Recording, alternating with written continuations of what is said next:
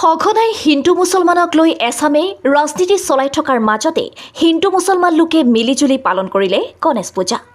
এই নিদৰ্শন দেখিবলৈ পোৱা গ'ল বিভিন্ন জাতি জনগোষ্ঠী আৰু ধৰ্মাৱলম্বী লোকৰ বাসস্থান কোকৰাঝাৰ চহৰৰ দৈনিক বজাৰত। এইবেলি প্ৰথমবাৰৰ বাবে আয়োজন কৰা উক্ত পূজাস্থলীয়ে ৰাইজৰ দৃষ্টি আকৰ্ষণ কৰিছে।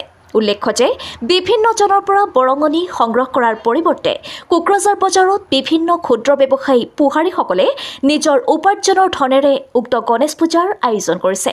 কোকৰাঝাৰ দৈনিক বজাৰত হিন্দু মুছলমান খ্ৰীষ্টান তাৰোপৰি বড়ো ৰাজবংশী সূত্ৰধৰ ৰাভা গাৰো আদিবাসী সকলোৱে মিলি যুগ যুগ ধৰি এই বজাৰখনত সৌষ্ঠৱ বৃদ্ধি কৰাৰ লগতে ভাতৃত্ববোধ একতা আৰু সমন্বয়ৰ ধ্বজা উৰুৱাই কোকৰাঝাৰ চহৰক এক নতুন মাত্ৰা প্ৰদান কৰাত অৰিহণা যোগাই আহিছে।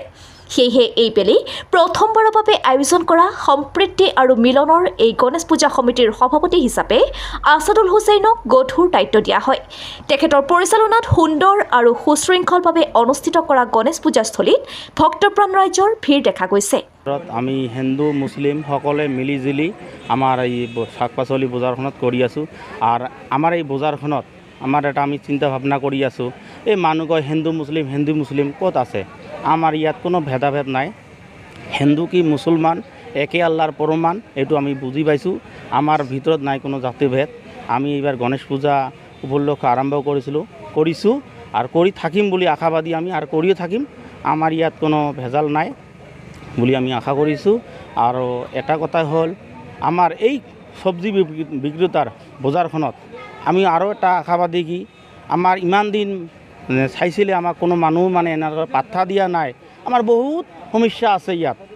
সমস্যা এই কল কুঁৱা পানী ৰাস্তা ঘাটা এই প্লাষ্টিক বহুত আছে আৰু কি আমাৰ ছাৰ। আমাৰ এটা কথা কি, আমি এনেকুৱা আছোঁ এইফালে আমি চলি যাব পাৰোঁ। আমাৰ মনত কোনো ভেদাভেদ নাই। আমি মুছলমান হয়, মই এটা বজাৰ কমিটিৰ প্ৰেচিডেণ্ট আছোঁ আৰু পূজাৰো প্ৰেচিডেণ্ট হৈ আছোঁ আৰু সকলোকে লৈ আছোঁ। মই আছোঁ আৰু থাকিমেই বুলি এইটো আমাৰ আশা আৰু কি।